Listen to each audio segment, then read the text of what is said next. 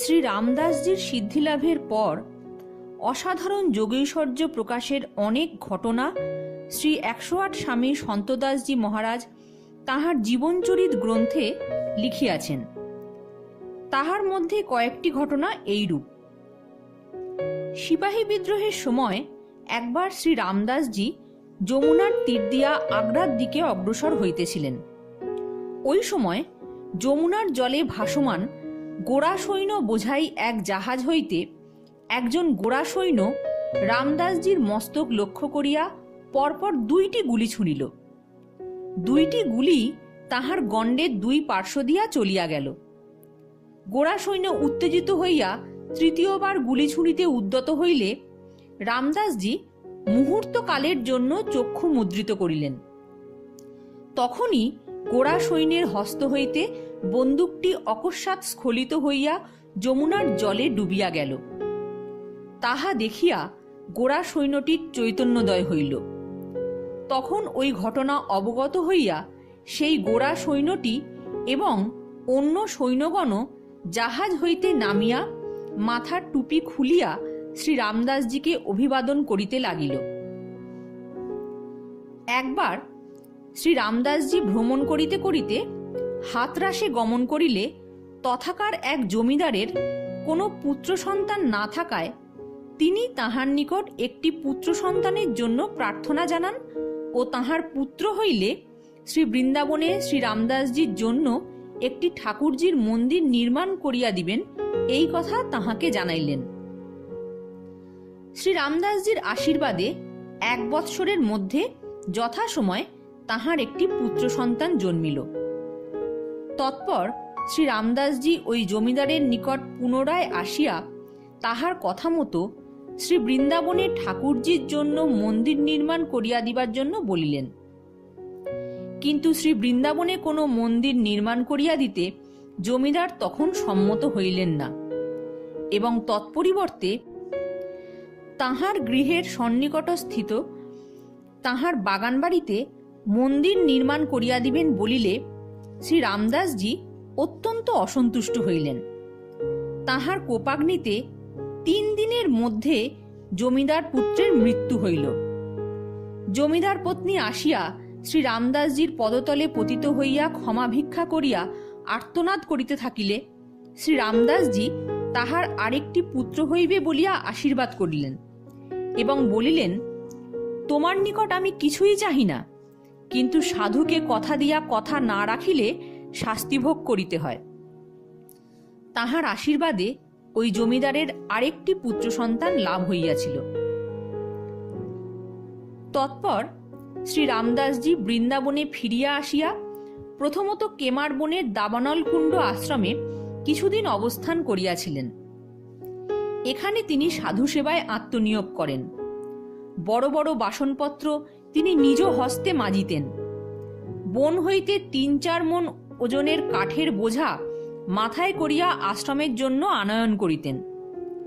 এই প্রকারে কিছুদিন কাটাইয়া শেষে যমুনার তীরে গঙ্গাজির কুঞ্জের গলির সম্মুখে রামদাসজি এক বটবৃক্ষের নিচে আসন পাতিয়া বসিলেন।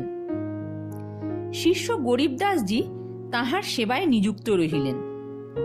যমুনার ঘাটে স্ত্রী পুরুষ বহু লোক স্নান করিতে আসিলে এই সুদর্শন তেজপুঞ্জ কলেবর সাধুকে দর্শন করিয়া তাহারা প্রণতি জানায় এবং ধর্মকথা শ্রবণ করে। কয়েকজন দুষ্ট প্রকৃতির ব্রজবাসী সন্দেহ করিয়া শ্রী রামদাসজির চরিত্র পরীক্ষা করিবার জন্য একজন সুন্দরী যুবতী রমণীকে এক গভীর রাত্রিতে কুমতলব দিয়া শ্রী রামদাসজির নিকট পাঠায়। রমণীর দুষ্ট মতলব বুঝিতে পারিয়া শ্রী রামদাসজি অত্যন্ত ক্রুদ্ধ হইয়া ভয় দেখাইলে রমণী ভীত হইয়া সব কথা খুলিয়া বলিল এবং পলাইয়া গেল। তাহার চরিত্রের দৃঢ়তার পরিচয় আরও অন্যান্য অনেক ঘটনার ভিতর দিয়া এভাবেই প্রকাশ পাইয়াছে। ব্রজবাসী সকল লোকের সহিতই রামদাসজির সখ্যভাব ছিল। অনেকে আসিয়া তাহার নিকট গাঁজা চরস পান করিত এবং নানা রকম ঠাট্টা তামাশা করিত। গোসাইয়া নামক একজন দুর্ধর্ষ ডাকাতের সর্দারের 14 বৎসর কারাদণ্ড ভোগের পরও স্বভাবের পরিবর্তন হয় নাই। বৃন্দাবনবাসীরা তাহার দৌরাত্ম্যে অস্থির থাকিত। তাহার বৃন্দাবনে ব্রাহ্মণকুলে জন্ম হইয়াছিল বটে, কিন্তু সে চোরের সর্দার ছিল এবং নানা রকম উদ্দণ্ড কর্ম সর্বদাই করিত। ইহেন ব্যক্তিও শ্রী রামদাসজির চরসের আড্ডায় যোগদান করিত। এই দুর্বৃত্তকেও করুণাদ্র হইয়া শ্রী রামদাসজি শঙ্খ বাজাইয়া তাহার গলায় কণ্ঠি পরাইয়া দীক্ষাদান করিয়াছিলেন। দীক্ষাপ্রাপ্তির পর গোসাইয়া এক নূতন মানুষে পরিণত হইল। তাহার দৌরাত্ম্য ও চৌর্যবৃত্তি দূরীভূত হইল। ব্রজবাসীগণ সবিস্ময়ে দেখিল কাঠিয়া বাবাজির সংস্পর্শে সে এক প্রেমিক সাধু হইয়াছে এবং যমুনা তীরে এক কুটির নির্মাণ করিয়া সাধন ভজনে রত হইয়াছে। একবার বৃন্দাবনের কুম্ভ মেলার সময় সহস্র সহস্র বৈষ্ণব সাধুর আগমন হইয়াছিল এবং তাহারা সকলে মিলিয়া শ্রী রামদাসজিকে ব্রজবিদেহী মহন্ত ও চতুঃসম্প্রদায়ের শ্রীমহন্ত পদে অভিষিক্ত করিয়াছিলেন। শ্রী রামদাসজি বাকসিদ্ধ যোগী মহাপুরুষ ছিলেন। তিনি যাহাকে যাহা বলিতেন তাহাই ফলিত। একবার 3 জন চোর গাঁজা চরসের আড্ডায় যোগ দিয়া অবজ্ঞাপূর্বক তাহাকে কথা প্রসঙ্গে ভয় দেখাইয়া কথা বলিতেছিল। সেই জন্য তিনি তাহাদিগকে বলিয়াছিলেন যে সেই দিনই পুলিশ তাহাদের গ্রেপ্তার করিয়া লইয়া যাইবে। বস্তুত পুলিশ তাহাদিগকে অন্য অপরাধের জন্য সেই দিনই গ্রেপ্তার করিয়াছিল এবং তাহাদিগকে কারাদণ্ড ভোগ করিতে হইয়াছিল। পরে রামদাসজির নিকট ক্ষমা ভিক্ষা করিয়া প্রার্থনা জানাইলে তাহারা তাহার কথা অনুযায়ী অলৌকিকভাবে কারামুক্ত হয়। কাঠিয়া বাবাজি মহারাজ নিয়ত গাঁজা ও চরস পান করিতেন, কিন্তু তাহার চক্ষুর্দয় মোটেই আরক্ত হইত না। মুখমণ্ডল সদা হাস্যময় থাকিত। একজন গৌতম ব্রজবাসী সাধুদের বল পরীক্ষা করিবার জন্য একটি বড় কলকেতে সওয়াসের চরস চড়াইয়া একটি বৃক্ষের ডাল হইতে দড়ি দিয়া ঝুলাইয়া দিল। ওই কলকেতে চিলি মুড়াইতে সকলকে আহ্বান করা হইলে কেহই ওই কলকেতে চিলি মুড়াইতে পারিল না। একমাত্র শ্রী রামদাসজি চিলিমে এমন দম লাগাইলেন যে সমস্ত চরস প্রবল বেগে জ্বলিয়া উঠিল এবং উহার শিখা বৃক্ষের উপর পর্যন্ত পৌঁছিয়াছিল। এমনই ছিল তাহার শারীরিক শক্তি এবং নির্বিকার ভাব। শ্রী রামদাসজির গাঁজা ও চরসপানের গল্প অনেক শোনা যায়। বিপুল পরিমাণ নেশার বস্তু পান করিয়াও তাহার দেহ ও মনের বৈলক্ষণ্য দৃষ্ট হইত না। তিনি বলিয়াছিলেন, যাহাতে ভগবানের নেশা চড়িয়াছে, সংসারের আর কোনো নেশাই তাহার উপর প্রভাব বিস্তার করিতে পারে না। উত্তরকালে সামান্য অসুস্থতার জন্য চিকিৎসকের পরামর্শে তিনি এই দুরন্ত নেশা একদিনেই ত্যাগ করিয়াছিলেন। একবার উজ্জয়িনীর কুম্ভমেলার কয়েকদিন পূর্বে এক অলৌকিক শক্তিসম্পন্ন শৈব সন্ন্যাসী অনেক শৈব সন্ন্যাসী সহ কুম্ভমেলায় উপস্থিত হইয়াছিলেন। তাহার বিভূতি দেখিয়া উজ্জয়িনীর রাজা তাহার শিষ্যত্ব গ্রহণ করিয়াছিলেন। ইহাতে শৈব সন্ন্যাসীরা অত্যন্ত উৎসাহ পাইয়া কুম্ভমেলার সমস্ত স্থান দখল করিয়া লইয়াছিল এবং বৈষ্ণব সাধুদের আসন লাগাইবার জন্য কোনো স্থান দিল না। শৈব সন্ন্যাসীরা এইরূপে প্রায় 60,000 বৈষ্ণব সাধুকে মেলাস্থান হইতে বিতাড়িত করিয়া দিল। ওই সকল সন্ন্যাসীরা সংখ্যায় অধিক ছিল, এজন্য বৈষ্ণব সাধুরা কোনো প্রতিবাদ না করিয়া ভয়ে পলাইতে লাগিলেন। ব্রজবিদেহী মহন্ত ও চতুঃসম্প্রদায়ের শ্রীমহন্ত তখন শ্রী রামদাসজি কাঠিয়া বাবা। তিনি কিছু বৈষ্ণব সাধু সমবিবহারে মেলায় আসিতেছিলেন। পথিমধ্যে 60,000 বৈষ্ণব সাধুদের মেলার প্রধান স্থানের দিনের পূর্বেই ফিরিয়া যাইতে দেখিয়া তাহাদের নিকট জিজ্ঞেস করিয়া ব্যাপারটি জানিতে পারিলেন। তিনি ওই বৈষ্ণব সাধুদের ভৎসনা করিতে লাগিলেন এবং বলিলেন, তোমরা অপদার্থ, বৈষ্ণব না হইয়া গৃহী হওয়াই তোমাদের উচিত ছিল। স্বাধিকার রক্ষার্থে শৈব সন্ন্যাসীদের সঙ্গে লড়াই করিয়া বিষ্ণু বিষ্ণু বলিয়া প্রাণত্যাগ করিলে তোমরা বিষ্ণুলোক প্রাপ্ত হইতে, আর শৈবরা শিব শিব বলিয়া প্রাণত্যাগ করিলে শিবলোক প্রাপ্ত হইত। তাহা না করিয়া তোমরা ভয়ে পলাইয়া বিষ্ণু নামে কলঙ্ক লেপন করিতেছ। তাহার কথায় উৎসাহিত হইয়া বৈষ্ণব সাধুরা তাহাদের সঙ্গীয় একটি হস্তি আনিয়া তৎপৃষ্ঠে শ্রী রামদাস কাঠিয়া বাবাজিকে বসাইয়া মেলা অভিমুখে পুনরায় যাত্রা করিলেন।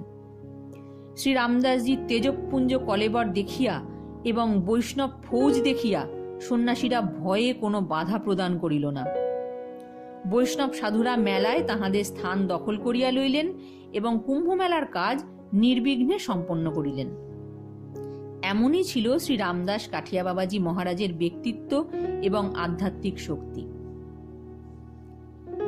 একবার শ্রী রামদাসজি সাধুদের একটি বড় দল লইয়া বিভিন্ন স্থানে ভ্রমণ করিতেছিলেন। যেখানে জমাতের আসন স্থাপন করা হইত সেখানকার সমস্ত অধিবাসী আসিয়া সাধুদের দণ্ডবৎ জানাইত এবং তাহাদের ভোজনের জন্য আটা, ঘি, চিনি ইত্যাদি সামগ্রী আনিয়া ভেট প্রদান করিত। এই সকল সামগ্রী সাধুদের ভিতর বন্টন করা হইত। বন্টনের সময় কোনো কোনো সাধু কাড়াকাড়ি করিয়া ঝগড়াঝাটি করিত এবং মিথ্যা কথা বলিয়া বেশি সামগ্রী সংগ্রহ করিতে চেষ্টা করিত। ওই জমাতে একজন বৃদ্ধ পরমহংসজি ছিলেন। তিনি ওইসব ঝগড়ার জন্য রামদাসজিকে বৈষ্ণব সম্প্রদায়ের সাধুদের কোনো বৈরাগ্য নাই এবং তাহারা পেটের চিন্তায় অস্থির থাকেন বলিয়া শ্লেষ বাক্য বলিলেন। ইহা শুনিয়া শ্রী রামদাসজি স্থির করিলেন যে তিনি এই অহংকারী পরমহংসজিকে সমুচিত শিক্ষা দিবেন। প্রকৃত বৈরাগ্য কি তা জানিবার ভান করিয়া শ্রী রামদাসজি পরমহংসজিকে দীনভাবে জোর হাতে তাহা জানিতে চাহিলেন। পরমহংসজি প্রসন্ন হইয়া নিজেকে গুরুস্থানীয় বিবেচনা করিয়া এক দীর্ঘ বক্তৃতা করিলেন। তিনি বলিলেন, বৎস, কেহ কোনো দ্রব্য তোমার নিকট নিজ হইতে আনিয়া দিলে তাহা হইতে প্রয়োজন মতো গ্রহণ করা, যখন যাহা মিলে তাহাতেই সন্তুষ্ট থাকা, না মিলিলেও সন্তুষ্ট থাকাই প্রকৃত বৈরাগ্য।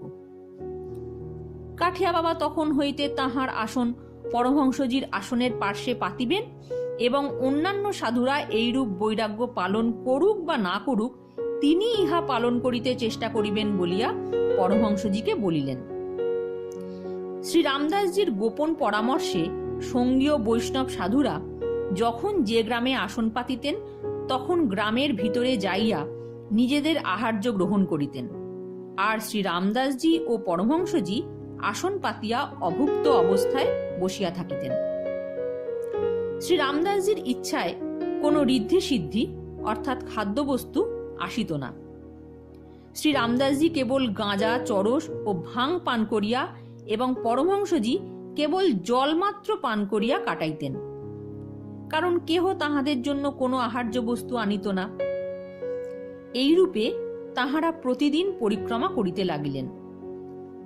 পরমহংসজি ও শ্রী রামদাসজি 7 দিন অনাহারে কাটাইলেন। অষ্টম দিনে পরমহংসজি চলচ্ছক্তিহীন হইয়া কাতর স্বরে হাত জোর করিয়া শ্রী রামদাসজিকে কহিলেন, বাবা, আমার অত্যন্ত অন্যায় হইয়াছে, আমাকে ক্ষমা করো। বৈরাগ্যের মাহাত্ম্য আমার জানা ছিল না, আমাকে কিছু আহার দিয়া আমার প্রাণ রক্ষা করো। শ্রী রামদাসজি প্রসন্ন হইয়া বলিলেন, আপনি চিন্তা করিবেন না, এখনই গ্রামবাসীরা আহার্য আনিয়া দিবে। বৈষ্ণবেরা বড়ই লীলাচতুর, তাহাদের প্রভাব উপলব্ধি করা বড়ই কঠিন। কোনো বৈষ্ণব মূর্তিকে নিন্দা করা উচিত নয়। তৎপর গ্রামবাসীরা মস্তকে করিয়া তাহাদের জন্য আহার্য আনিয়া ভেট দিল। পরমহংসজিও সমুচিত শিক্ষা পাইয়া বিনম্র হইলেন।